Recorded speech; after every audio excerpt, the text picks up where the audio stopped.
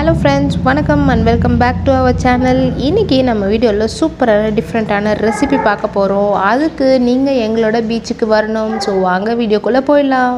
Video பார்க்குற உங்களுக்கு போர் அடிக்கவே கூடாதுன்றதுக்காக தான் என்னோட எடிட்டர் பார்த்தீங்கன்னா மண்டைய கசக்கி பிழிஞ்சி பீச்சுக்கு இப்படியும் போகலாம் அப்படின்னு செம்மையான ஒரு எடிட் பண்ணியிருக்காரு.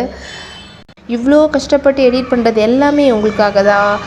இந்த வீடியோவை நீங்கள் பார்க்கணும், லைக் பண்ணணும், ஷேர் பண்ணணுன்றதுக்காக தான். ஸோ ரொம்பவே டைம் வேஸ்ட் பண்ணாமல் இன்றைக்கான ரெசிபி என்னென்னு பார்த்துடலாம். இங்கே இருக்க பீச்செல்லாம் விட்டுட்டு எதுக்கும் அவ்வளோ தூரம் ட்ராவல் பண்ணி டைகர் கவுக்கு போகணுன்னா இங்கே வந்து 2 ரீசனுக்காக வந்தோம்.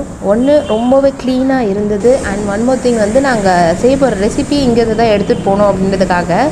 நம்ம வந்து சிப்பிலாம் நிறைய எங்கள் பீச்சில் பார்த்துருப்போம் இல்லையா, அந்த சிப்பி வந்து உயிரோடு பிடிச்சி அதை வந்து இன்றைக்கி நல்ல ஃப்ரை மாதிரி பண்ண போகிறோம். ஸோ அதுக்காக தான் இந்த பீச்சுக்கு வந்திருக்கோம்.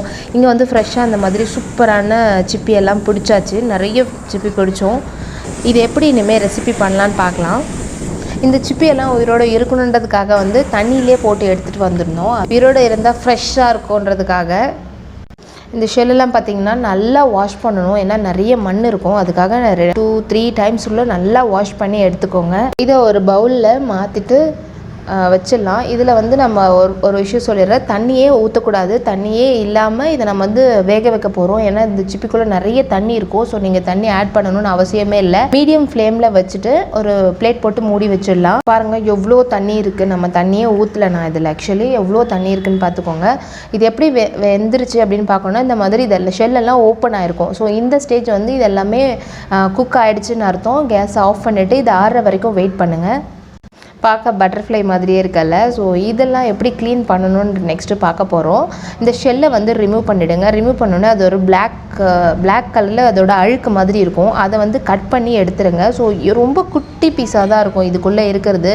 பார்க்க நிறைய இருக்க மாதிரி இருக்கும். ஸோ இதை க்ளீன் பண்ண பிறகு ரொம்ப குவான்டிட்டி ரொம்ப கொஞ்சமான அளவில் தான் நமக்கு கிடைக்கும்.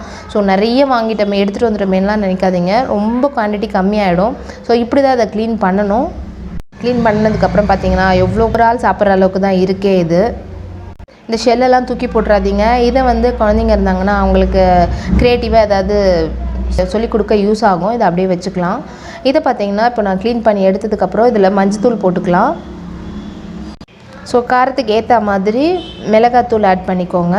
நல்லா மிக்ஸ் பண்ணிக்கிட்டே இருங்க. ஸோ எல்லாத்துலேயும் ஈவனாக ஸ்ப்ரெட் ஆகணும். அதனால் நல்லா மிக்ஸ் பண்ணிகிட்டே இருங்க. நெக்ஸ்ட்டு ஆட் பண்ணுறது மிளகுத்தூள், பெப்பர் கொஞ்சமாக ஆட் பண்ணிக்கலாம். அதையும் நல்லா போட்டு மிக்ஸ் பண்ணிவிடுங்க. அதுக்கு அடுத்து வந்து ஜீரகப்பொடி ஆட் பண்ணணும். அதுவுமே பார்த்திங்கன்னா உங்கள் காரத்துக்கு ஏற்ற மாதிரி இதெல்லாம் ஆட் பண்ணிக்கோங்க. இது என்ன குவான்டிட்டி இதில் கம்மியாக இருக்கிறதால ஓரளவுக்கு நான் காரத்துக்கு ஏற்ற மாதிரி நான் ஆட் பண்ணிக்கிட்டே இருக்கேன். கடைசியாக பார்த்திங்கன்னா கொஞ்சமாக உப்பு ஆட் பண்ணிக்கோங்க. உப்பு மட்டும் ரொம்ப கொஞ்சமாக ஆட் பண்ணுங்கள்.